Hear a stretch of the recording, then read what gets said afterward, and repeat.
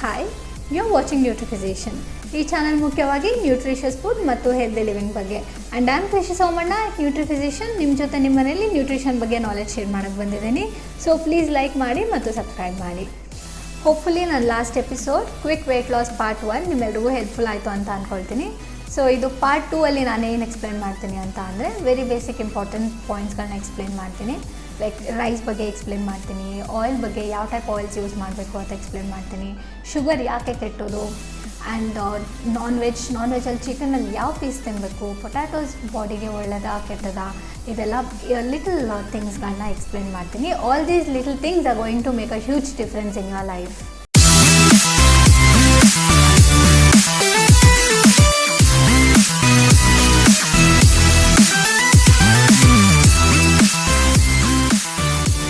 First of all ನಾವು oil ಬಗ್ಗೆ ತಿಳ್ಕೊಳ್ಳೋಣ. ಆಯಿಲ್ಸಲ್ಲಿ ಆ್ಯಕ್ಚುಲಿ ಟ್ರೆಂಡಿಂಗ್ ಮಿತ್ ಇದೆ, like low calorie oil, fat free oil and oil for weight loss ಅಂತ ಎಲ್ಲ. So there is nothing as such. ಏಕೆ ಅಂತ ಅಂದರೆ ಯಾವುದೇ ಆಯಿಲ್ ತೊಗೊಂಡ್ರು 100 grams ಆಫ್ ಆಯಿಲ್ಗೆ 100 grams ಆಫ್ ಫ್ಯಾಟ್ ಇದೆ. The only thing is when you go to purchase oils ಅಲ್ಲಿ make sure it is not a saturated oil. ಆದಷ್ಟು ಪೂಫಾ ಆ್ಯಂಡ್ ಮೂಫಾ ಅಂತ ಇರೋ ಆಯಿಲ್ಸ್ನ ಯೂಸ್ ಮಾಡಿ, like mono unsaturated fatty oil ಮತ್ತು poly unsaturated oils ಅಂತ. Saturated oils ತೊಗೊಂಡ್ರೆ coronary heart disease risk ಜಾಸ್ತಿ ಇರುತ್ತೆ. And when you use oils ಒಂದೊಂದು ತಿಂಗಳು ಒಂದೊಂದು ಥರ different types of oils use ಮಾಡಿ, ಏಕೆಂದರೆ ಒಂದೊಂದು ಆಯಿಲಲ್ಲಿ ನ್ಯೂಟ್ರಿಷನಲ್ ವ್ಯಾಲ್ಯೂಸ್ ಡಿಫರ್ ಆಗುತ್ತೆ. Like one month canola oil use ಮಾಡಿದ್ರೆ ಇನ್ನೊಂದು ಮಂತ್ ಮಸ್ಟರ್ಡ್ ಆಯಿಲ್ ಯೂಸ್ ಮಾಡಿ, ಸೆಸಮಿ ಆಯಿಲ್ ಯೂಸ್ ಮಾಡಿ, coconut oil and sunflower oil. Sunflower oil is actually very good. And you can use olive oil also. Olive oil ಕುಕ್ಕಿಂಗಿಗೆ pomace olive oil use ಮಾಡಿ, salad ಡ್ರೆಸ್ಸಿಂಗಿಗೆ extra virgin olive ಆಯಿಲ್ನ use ಮಾಡಿ. And ghee ಮತ್ತು butter ಸಹ use ಮಾಡ್ಬೋದು. ವಾರದಲ್ಲಿ 3 ದಿನ ಒಂದೊಂದು ಮೀಲಿಗೆ ಯೂಸ್ ಮಾಡಿ ಸಾಕು. ಇನ್ನು ಯೂಸೇಜ್ ಆಫ್ ಆಯಿಲ್ ಬಗ್ಗೆ ಬಂದರೆ ಫ್ಯಾಮಿಲಿ ಆಫ್ 4ಗೆ 1 ಮೀಲ್ಗೆ 2 tablespoon ಆಫ್ ಆಯಿಲ್ ಸಾಕು. ಆ್ಯಂಡ್ 1 ಮಂತ್ಗೆ 2 liters of oil is more than enough.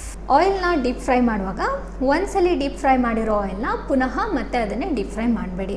ಅದನ್ನು ಒಗ್ಗರಣೆ ಅಥವಾ ಪಲ್ಯಗಳಿಗೆ ಯೂಸ್ ಮಾಡ್ಕೊಳ್ಳಿ. ಪುನಃ ಮತ್ತೆ ಅದನ್ನೇ ಡೀಪ್ ಫ್ರೈ ಮಾಡಿದ್ರೆ ಅದು ಆಕ್ಸಿಡೇಷನ್ ಆಗುತ್ತೆ, ಸ್ಯಾಚುರೇಷನ್ ಲೆವೆಲ್ ಜಾಸ್ತಿ ಆಗುತ್ತೆ. ಇದರಿಂದ ಅದು ನ್ಯೂಟ್ರಿಷನಲ್ ವ್ಯಾಲ್ಯೂಸ್ ಕೂಡ ಕಳ್ಕೊಂಡಿರುತ್ತೆ.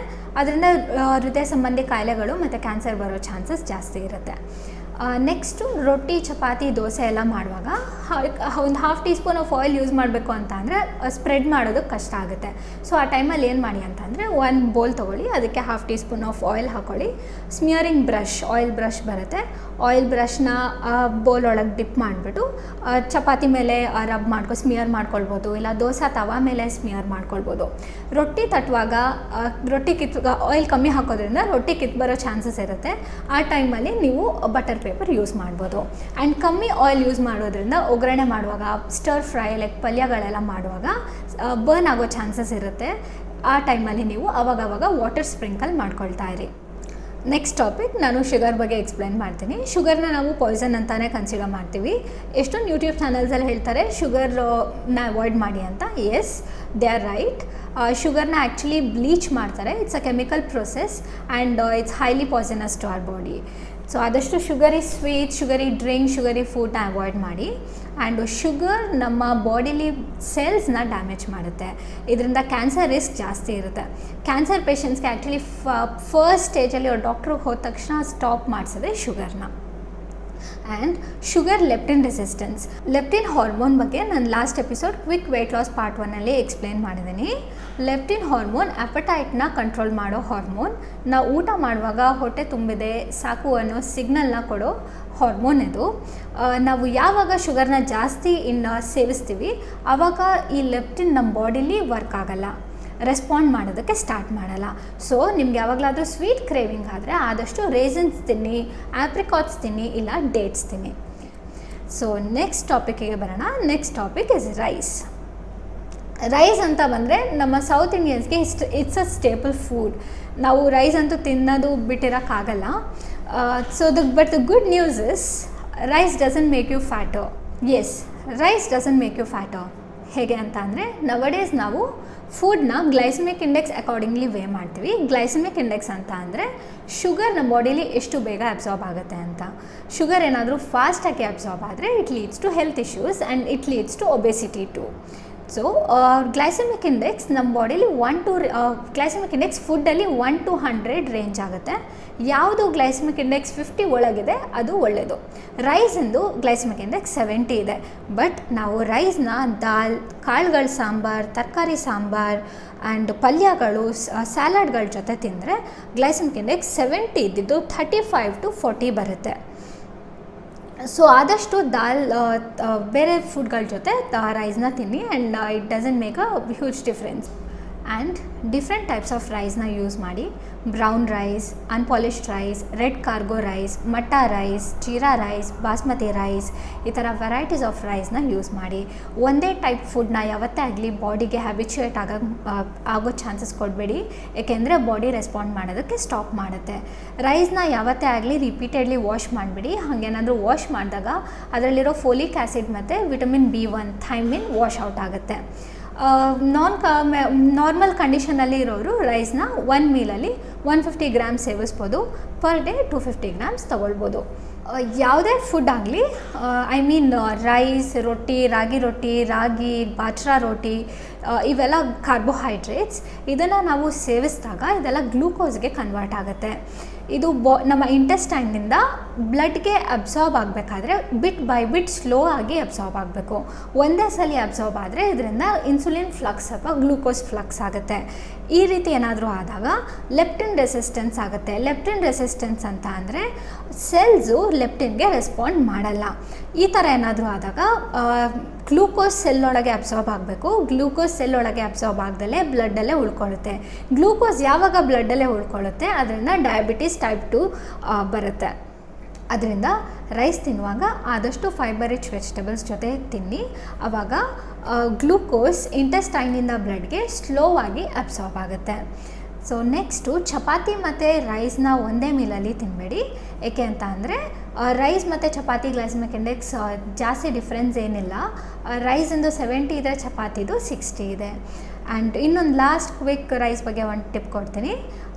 ದೋಸಾಸ್, ಇಡ್ಲಿ, ರೈಸ್ ಎಲ್ಲ ಮಾಡ್ಕೊಳ್ಳುವಾಗ ಆದಷ್ಟು ಅನ್ಪಾಲಿಶ್ಡ್ ರೈಸೇ ಯೂಸ್ ಮಾಡಿ. ಆ್ಯಂಡ್ ಪೋಹಾನು ತಿನ್ನಬೇಕಾದ್ರೆ ರೆಡ್ ಪೋಹಾನೇ ಯೂಸ್ ಮಾಡಿ.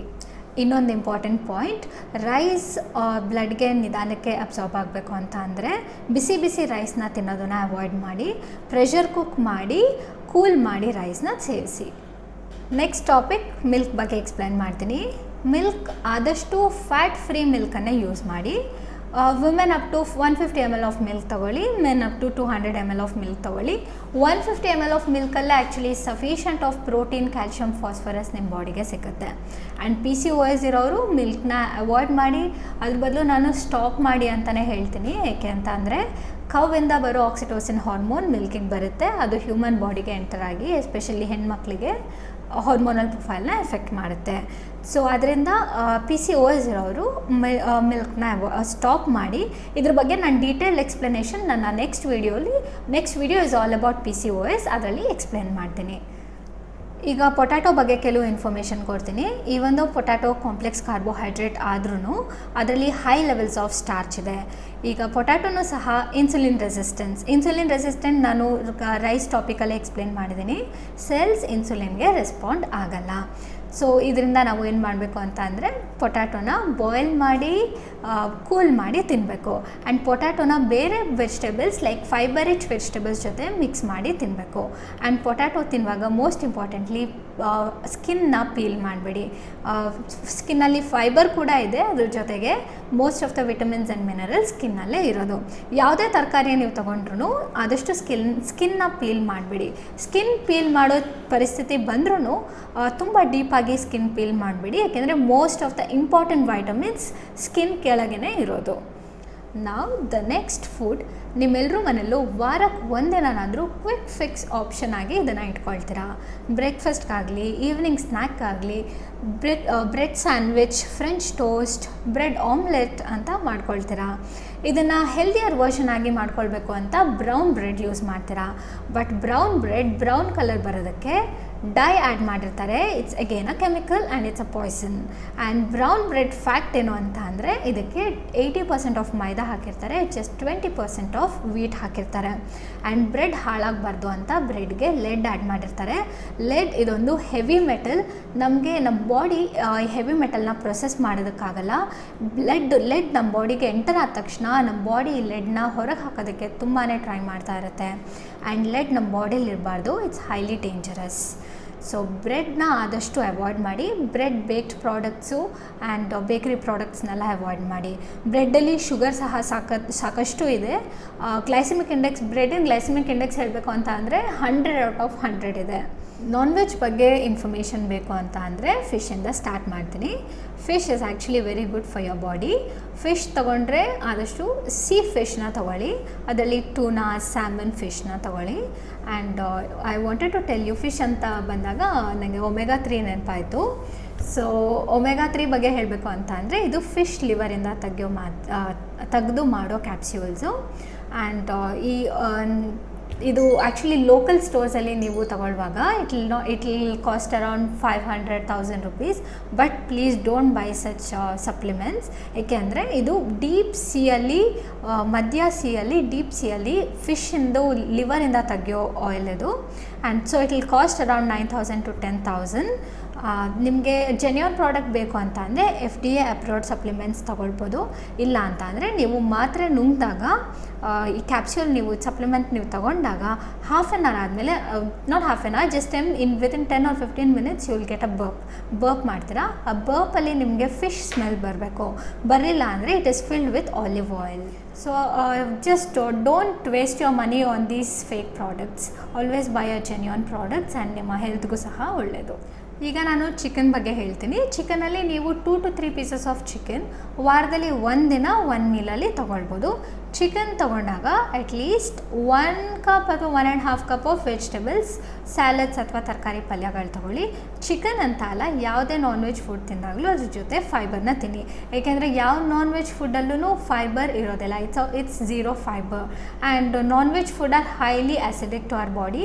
ನಾವು ವೆಜಿಟೇಬಲ್ಸ್ನ ಹೈ ಫೈಬರ್ ತಿಂದಾಗ ಅದು ವೆಜಿಟೇಬಲ್ಸ್ ನಮ್ಮ ಬಾಡಿನ ಆಲ್ಕಲೈನ್ ಮಾಡುತ್ತೆ. ನಮ್ಮ ಬಾಡಿ ಯಾವಾಗಲೂ ಆಲ್ಕಲೈನ್ ಆಗಿರಬೇಕು, ಆ್ಯಸಿಡಿಕ್ ಆಗಿರಬಾರ್ದು. ಆ್ಯಂಡ್ ನಾವು ಚಿಕನ್ ಪೀಸಸ್ನ ತೊಗೊಂಡಾಗ ಇದಕ್ಕಿಂತ ಮುಂಚೆ I want to tell you something like chicken non veg food ಹೇಗೆ ನಮ್ಮ ಬಾಡಿ ಆ್ಯಂಡ್ ಕಿಡ್ನಿಗೆ ಎಫೆಕ್ಟ್ ಮಾಡುತ್ತೆ ಅನ್ನೋದನ್ನು ನಾನು ಪ್ರೋಟೀನ್ ವಿಡಿಯೋದಲ್ಲಿ ಎಕ್ಸ್ಪ್ಲೇನ್ ಮಾಡಿದ್ದೀನಿ. ಆ್ಯಂಡ್ ಚಿಕನ್ ಪೀಸ್ನ ನೀವು ಸೆಲೆಕ್ಟ್ ಮಾಡುವಾಗ ಆದಷ್ಟು ಬ್ರೆಸ್ಟ್ ಪೀಸ್ನ ಸೆಲೆಕ್ಟ್ ಮಾಡಿ ತಿನ್ನಿ. ಏಕೆಂದರೆ ಬ್ರೆಸ್ಟ್ ಪೀಸ್ ಬೇಗ ಡೈಜೆಷನ್ ಆಗುತ್ತೆ and it is rich in protein too. Leg ಪೀಸ್ನ ತಿನ್ನೋಕ್ಕೆ ಹೋಗಬೇಡಿ, ಏಕೆಂದರೆ ಲೆಗ್ ಪೀಸಲ್ಲಿ ಜಾಸ್ತಿ ಕೊಲೆಸ್ಟ್ರಾಲ್ ಇದೆ. 100 grams of chicken thighs contains 135 mg of cholesterol. So better avoid leg piece. And I would personally recommend don't have ಅಂತ ಹೇಳೋಕ್ಕಾಗಲ್ಲ, like avoid non veg food. ಏಕೆ ಅಂತ ಅಂದರೆ ಕೆಲವು ನಾನ್ ವೆಜಿಟೇರಿಯನ್ಸ್ ಇರ್ತಾರೆ, you cannot stop, but at least avoid non veg food. ಯಾಕಂದರೆ ಅನಿಮಲ್ಸ್ನ slaughter ಮಾಡುವಾಗ they undergo lot of stress. So ಆವಾಗ ಅವ್ರ ಅನಿಮಲ್ಸ್ ಬಾಡಿಲಿ ಕಾರ್ಟಿಸಾಲ್ ಹಾರ್ಮೋನ್ಸ್ ರಿಲೀಸ್ ಆಗುತ್ತೆ. ನಾವು ನಾನ್ ವೆಜ್ ಫುಡ್ ತಿಂದಾಗ ನಮ್ಮ ಬಾಡಿಗೆ ಆ ಹಾರ್ಮೋನ್ಸ್ ಎಂಟರ್ ಆಗುತ್ತೆ ಆ್ಯಂಡ್ ನಮ್ಮ ಬಾಡಿಲಿ ಹಾರ್ಮೋನ್ ಪ್ರೊಫೈಲ್ನ ಅದು ಎಫೆಕ್ಟ್ ಮಾಡುತ್ತೆ. ಎಸ್ಪೆಷಲಿ ನಮಗೆ ಸ್ಟ್ರೆಸ್ ಲೆವೆಲ್ಸ್ ಜಾಸ್ತಿ ಆಗುತ್ತೆ. ಆ್ಯಂಡ್ ಎಸ್ಪೆಷಲಿ ಫಾರ್ ಫೀಮೇಲ್ಸ್ಗೆ ಬೇಕಾಗಿರೋ ಪ್ರೊಜೆಸ್ಟ್ರಾನ್ ಮತ್ತು ಈಸ್ಟ್ರೋಜನ್ ಲೆವೆಲ್ಸ್ನ ಕಮ್ಮಿ ಮಾಡಿ ಮೇಲ್ ಹಾರ್ಮೋನ್ಸ್ ಆಂಡ್ರೋಜನ್ ಲೆವೆಲ್ಸ್ನ ಜಾಸ್ತಿ ಮಾಡುತ್ತೆ. So avoid chicken or any non veg food. So last topic, ನೀವೆಲ್ಲರೂ ಫೇವ್ರೆಟ್ ಟಾಪಿಕ್, ಅದ್ರ ಮೂಲಕ ನಾನು ಕ್ಲೋಷರಿಗೆ ಬರ್ತಾ ಇದ್ದೀನಿ. That is cheat meal. Cheat meal ನೀವು ವಾರಕ್ಕೆ 1 ದಿನ ತೊಗೊಳ್ಬೋದು. ಓನ್ಲಿ 1 ವಾರ ನೀವು ಕಂಪ್ಲೀಟಾಗಿ ಸ್ಟ್ರಿಕ್ಟಾಗಿ ಡಿಸಿಪ್ಲಿನ್ಡಾಗಿ ಫಾಲೋ ಮಾಡಿದರೆ ವಾರದಲ್ಲಿ ಲಾಸ್ಟ್ ಡೇ ನೀವು ಚೀಟ್ ಮೀಲ್ ತೊಗೊಳ್ಬೋದು. Preferably in the afternoon. ನಿಮ್ಮ ಚೀಟ್ ಮೀಲ್ ಏನಾದರೂ ಜಾಸ್ತಿ ಕ್ಯಾಲ್ರಿ ಹೆವಿ ಮೀಲ್ ಆಗಿದರೆ ಬೆಳಿಗ್ಗೆ ನೀವು ಬ್ರೇಕ್ಫಾಸ್ಟ್ಗೆ ನೀವು 1 ಆ್ಯಪಲ್ ತೊಗೊಳ್ಳಿ. ಈ ಎಪಿಸೋಡಲ್ಲಿ ಮತ್ತು ನನ್ನ ಲಾಸ್ಟ್ ಎಪಿಸೋಡಲ್ಲಿ ಕೊಟ್ಟಿರೋ ಇನ್ಫಾರ್ಮೇಷನ್ ಎಲ್ಲ ICMR ಮತ್ತು ರೀಸೆಂಟ್ ಸ್ಟಡೀಸ್ ಪ್ರಕಾರ ಇರೋದು. ಆ್ಯಂಡ್ ನನ್ನ ಇವತ್ತಿನ ಕ್ವಿಕ್ ವೆಯ್ಟ್ ಲಾಸ್ ಫೇಕಾ ರಿಯಲಾ ಅನ್ನೋ ಎಪಿಸೋಡನ್ನ ಮುಗಿಸ್ತಾ ಇದ್ದೀನಿ. ನನ್ನ next episode is about PCOS. ನನ್ನ ವೀಡಿಯೋಸ್ ನಿಮಗೆ ಇಷ್ಟ ಆಗಿದ್ದಲ್ಲಿ ಸಬ್ಸ್ಕ್ರೈಬ್ ಮಾಡಿ ಮತ್ತು ನಿಮ್ಮ ಫ್ರೆಂಡ್ಸ್ ಫ್ಯಾಮಿಲಿ ರಿಲೇಟಿವ್ಸ್ಗೆ ನನ್ನ ವೀಡಿಯೋಸ್ ಹೆಲ್ಪ್ಫುಲ್ ಆಗುತ್ತೆ ಅನ್ನೋದಾದರೆ ಪ್ಲೀಸ್ ಶೇರ್ ಮಾಡಿ. Thanks for watching Nutri Physician and I am Krishi Somanna signing off.